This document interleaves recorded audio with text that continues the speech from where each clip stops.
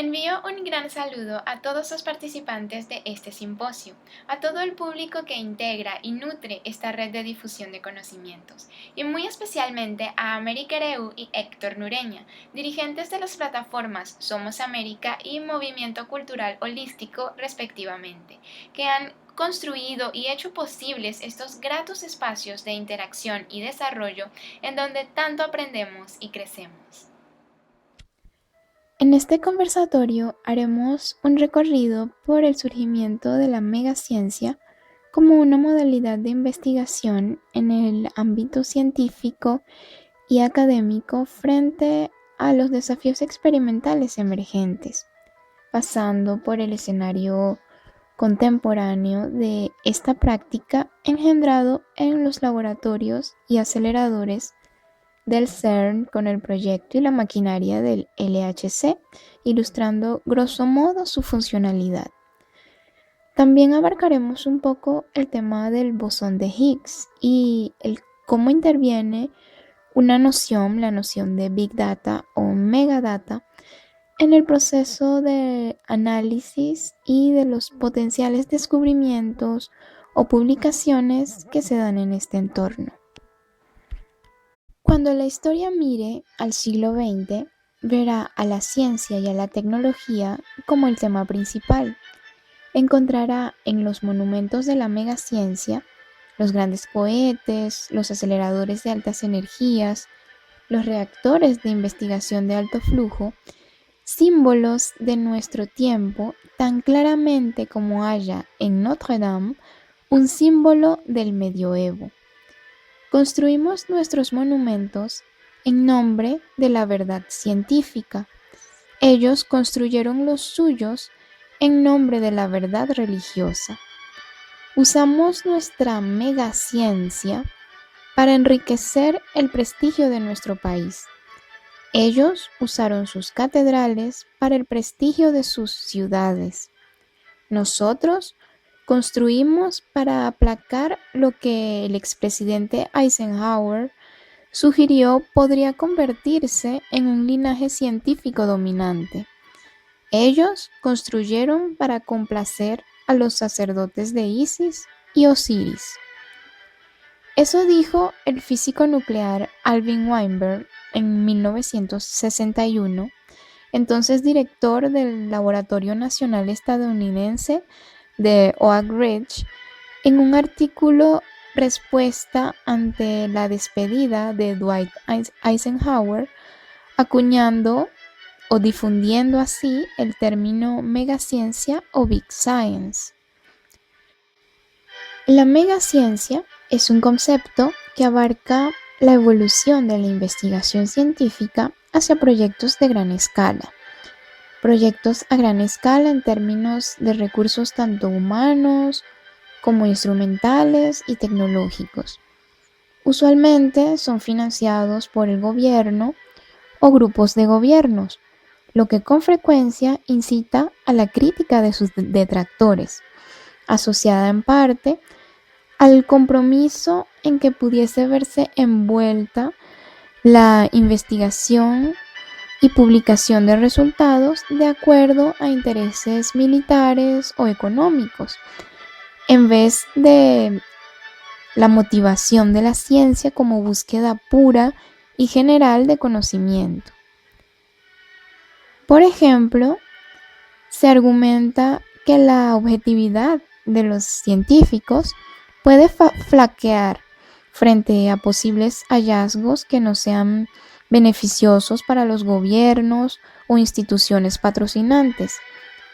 Y asimismo, se cuestiona la divulgación de información, o más bien el secretismo, que pudiese aplicarse a resultados que contravinieran las intenciones de las corporaciones o favoreciesen a su competencia. Sin embargo, numerosos autores califican al proceso como una transición bastante esperada o natural, de cómo se pasó históricamente del estudio científico en la escala de una vida humana estándar, gradualmente al trabajo interdisciplinario de miles de personas en conjunto, con resultados a muy largo plazo, donde todo esto atiende a factores sociológicos y económicos y es impulsado por el interés colectivo, de modo que se extiende exponencialmente. Pero, ¿de qué tamaño es la ciencia? Mastodónticos instrumentos científicos como los aceleradores de partículas europeos o los detectores de ondas gravitacionales o de neutrinos a menudo se nos presentan como símbolos del compromiso humano por descifrar el mundo. Pero, ¿cuál es realmente la estima de la humanidad en su conjunto por la ciencia? ¿De qué tamaño es la inversión en ella como un todo? Esta pregunta no es fácil de contestar, pero en How Big is Science o ¿Qué tan grande es la ciencia? De Amanda Hobbs y Jen Christensen, ambas recopilaron, investigaron y modelaron de forma gráfica una respuesta aproximada. Resaltando los más significativos proyectos de megaciencia a lo largo de la historia, como el Proyecto Manhattan, el del genoma humano, los aceleradores de partículas, la carrera espacial y planes a futuro de energía sustentable, y señalando la inversión de cada país en gastos de investigación y desarrollo expresados en dólares de paridad adquisitiva, en esa producción se contrasta, por ejemplo, el aporte destinado a la ciencia de gran envergadura con el gasto militar de algunos países o de sus poblaciones anualmente en alcohol. Uno de los ejemplos más llamativos es el de la comparación de los 2.65 millardos de dólares de la sonda espacial a Marte con los más de 2.7 millardos de recaudación de películas como Avatar o Avengers Endgame, y de los 5.37 millardos de dólares de inversión internacional en el Gran Colisionador de Hadrones, con los 391 millardos de dólares que supuso el desarrollo de los aviones caza F-35 Lightning II. Se debe recalcar que aunque actualmente sigue existiendo la small science o pequeña ciencia para denotar proyectos individuales o de grupos pequeños, relevantes especialmente en investigaciones de índole teórica, muy frecuentemente la verificación empírica de sus predicciones requiere de arreglos experimentales de gran envergadura nativos al dominio de la megaciencia.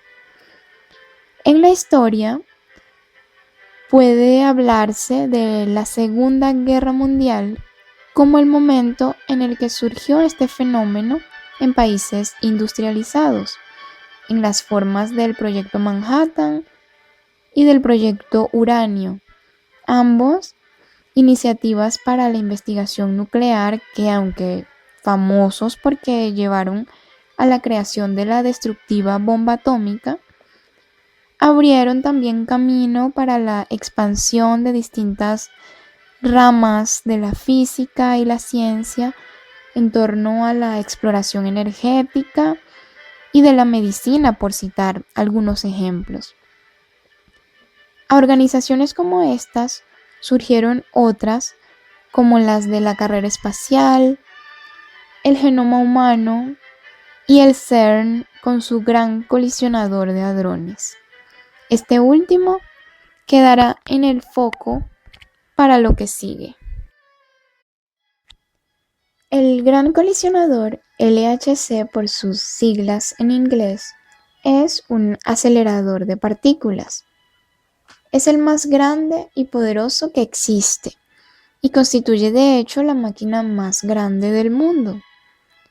Fue diseñado y construido en la década de los 90 y del 2000 por la Organización Europea para la Investigación Nuclear, o CERN, con la colaboración de miles de científicos y centenares de universidades e institutos de decenas de países alrededor del mundo. El propósito de este proyecto epítome de la megaciencia es indagar en el terreno de las preguntas que permanecen sin respuesta en la física, sobre todo en relación a las leyes que gobiernan las interacciones entre partículas elementales, las fuerzas básicas, la estructura profunda del espacio y el tiempo, y la conexión entre la mecánica cuántica y la relatividad general. Este proyecto es esencial para la física de partículas o física de altas energías, ya que mientras más profundamente se quieran explorar los componentes elementales de la materia, mayor energía se requiere. Ese objetivo lo alcanza el LHC haciendo circular dos haces de partículas en direcciones opuestas a lo largo de un túnel subterráneo de 27 kilómetros de circunferencia ubicado en Europa, en la frontera franco-suiza, a unos 100 metros de profundidad promedio.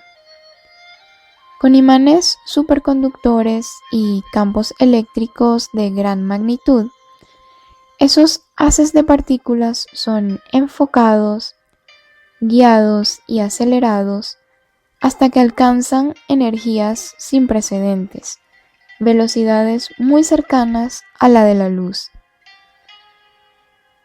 Cuando alcanzan las energías deseadas, los haces se intersectan, haciendo colisionar las partículas que los componen, que pueden ser protones o iones pesados de plomo, por ejemplo.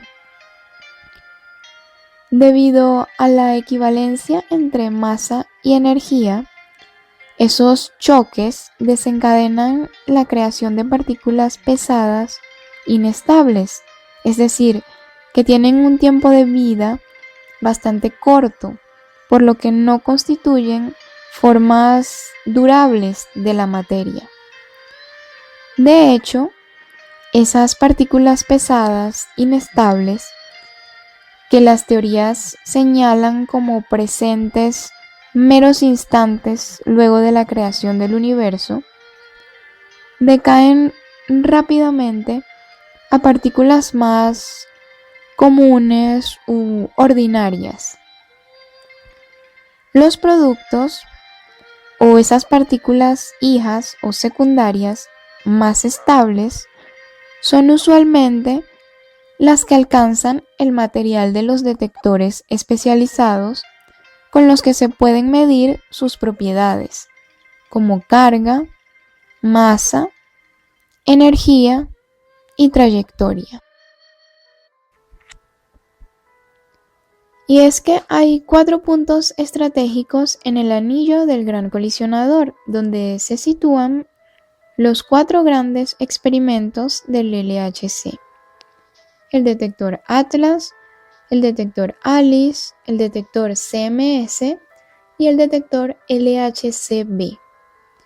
Al momento de una colisión, se genera una cascada de partículas secundarias estables de las que mencioné antes.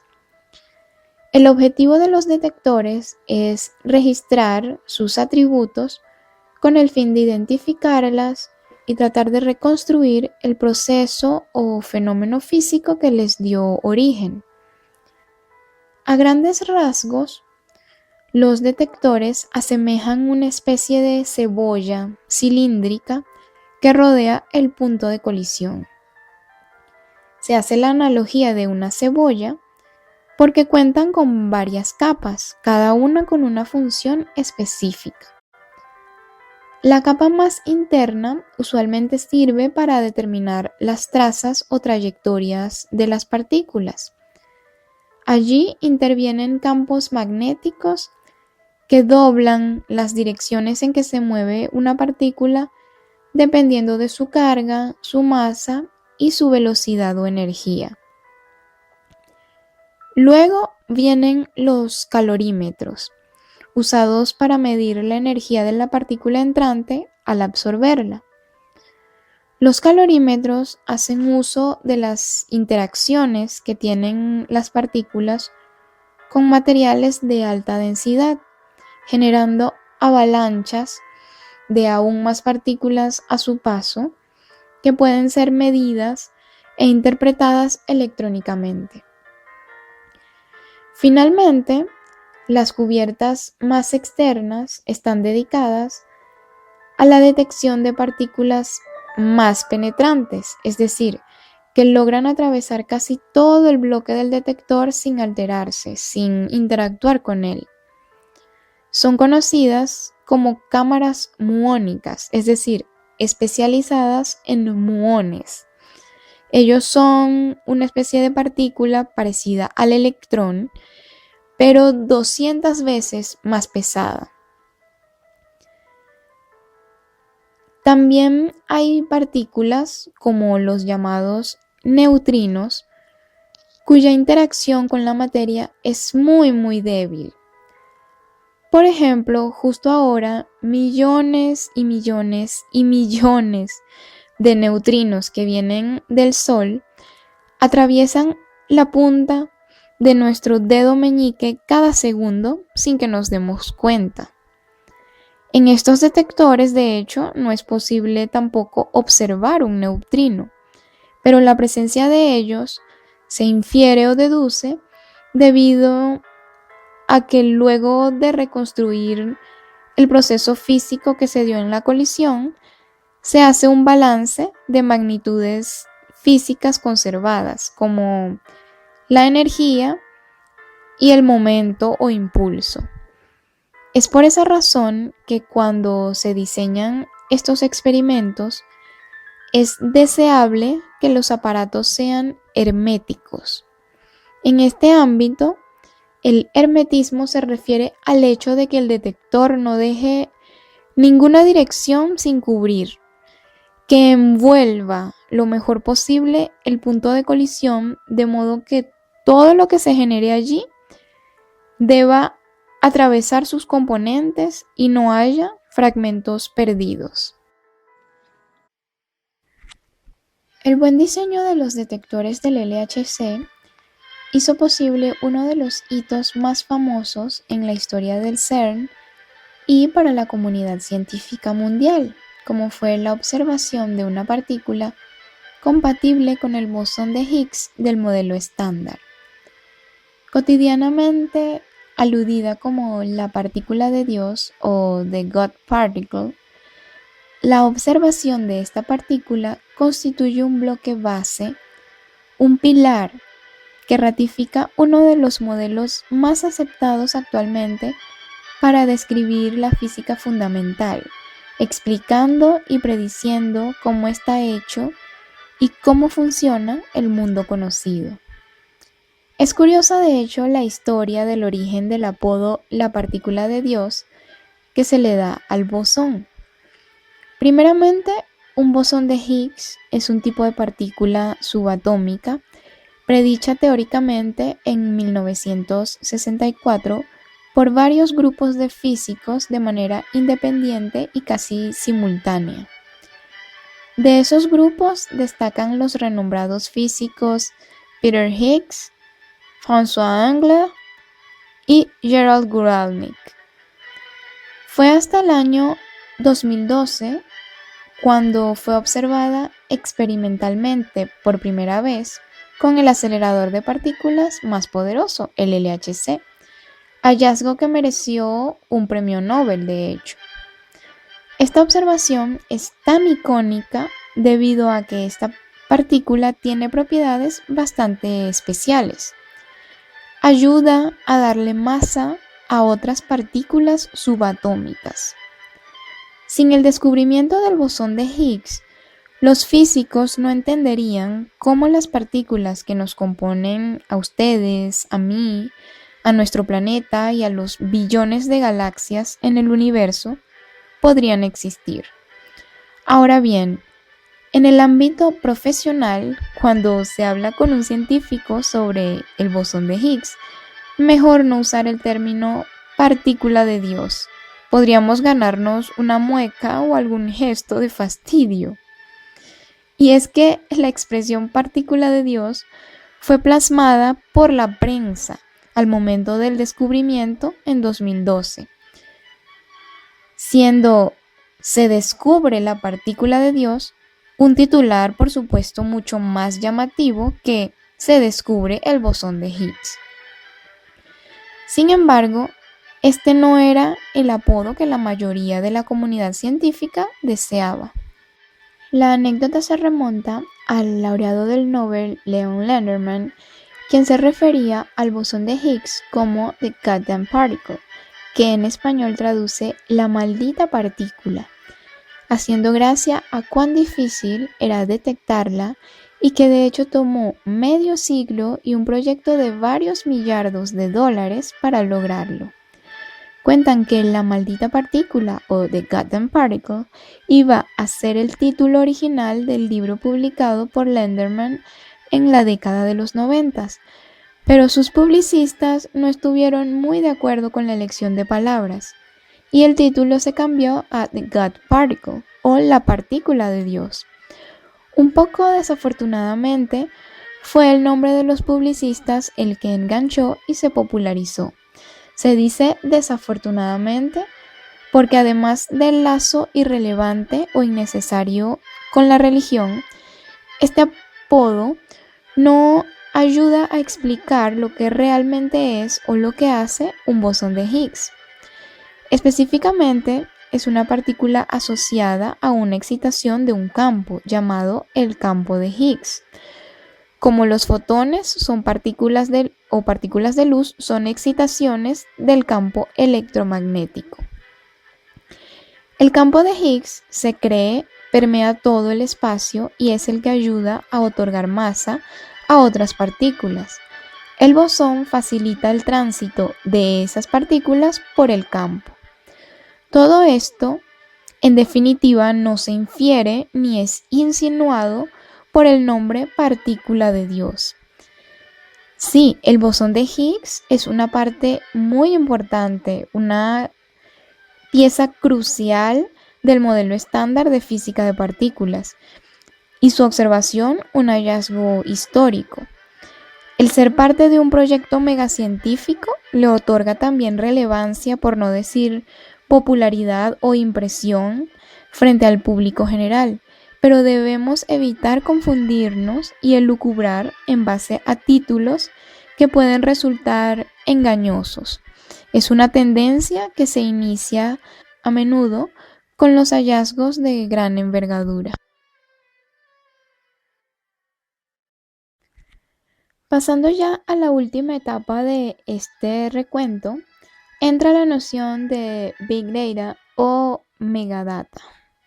Así como la megaciencia lleva los proyectos científicos a escalas inmensas, la megadata se relaciona con la gran cantidad de datos crudos que se generan en los complejos montajes experimentales de la megaciencia, que necesitan ser manejados de forma adecuada para ser interpretados y poder extraer de ellos la valiosa información final que conlleva a vitales observaciones y descubrimientos. En ese orden de ideas es preciso revisitar algunos hechos sobre el mecanismo del LHC, un poco más bien sobre los números que implica.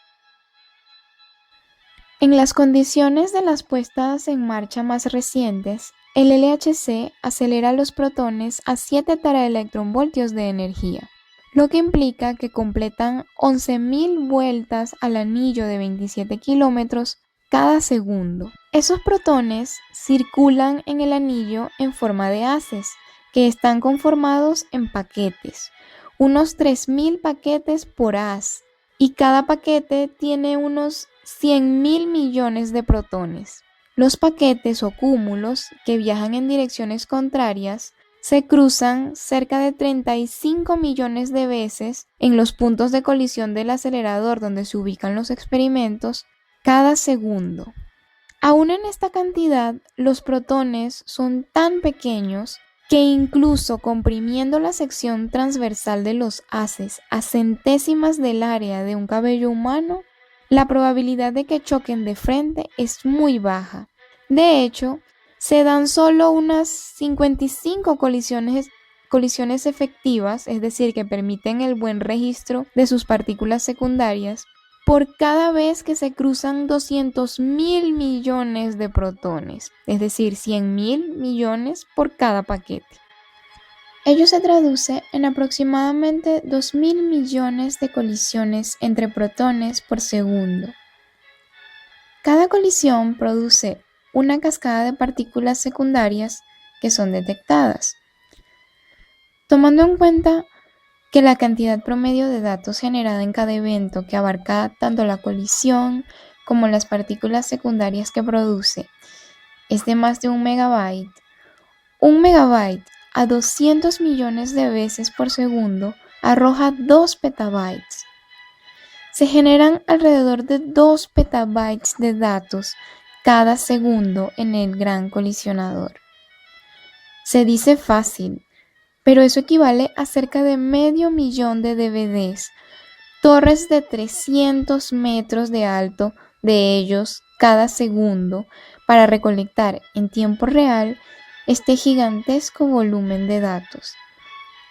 En poco más de una semana tendríamos suficientes DVDs para, apilados, atravesar la Tierra por su diámetro, que son unos 12.700 kilómetros.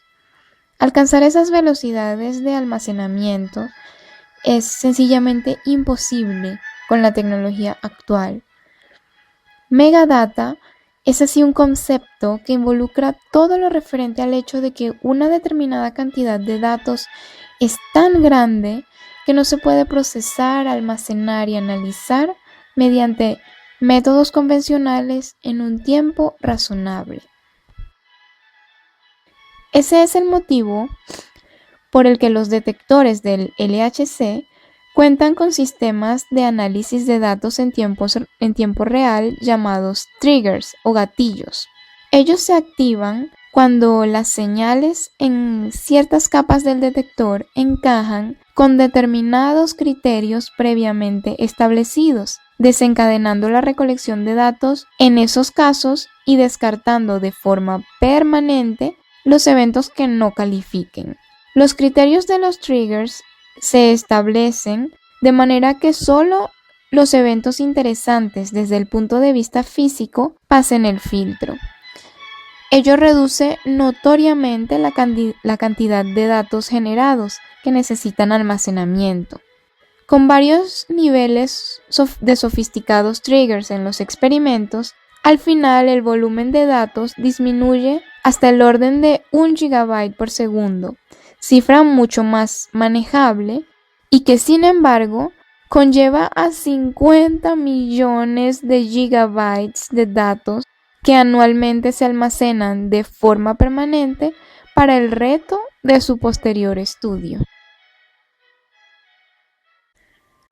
Aquí una vez más, la megaciencia y la colaboración a gran escala vienen a salvar las dificultades del desafío de almacenar, procesar, analizar y compartir con toda la comunidad de física de altas energías esa inmensa masa de datos crudos. Así como a finales de los años 80 naciera en el CERN la iniciativa de la World Wide Web o WW para la comunicación entre físicos de partículas repartidos en distintas universidades e institutos alrededor del mundo, más recientemente se ha implementado la Worldwide LHC Computing Grid o WLCG para, de una forma no centralizada geográficamente, permitir la resolución de problemas a gran escala. Es decir, así como la WW permite el intercambio de información entre computadoras a través de Internet, la tecnología GRID expande este concepto, posibilitando a computadoras y otros instrumentos que se encuentren conectados en la plataforma compartir no solo información, sino también poder de cómputo y recursos como almacenamiento en discos, bases de datos y aplicaciones de software. Por sí solo, el CERN no cuenta con los servicios informáticos o financieros para procesar esta enorme cantidad de datos que le da el LHC.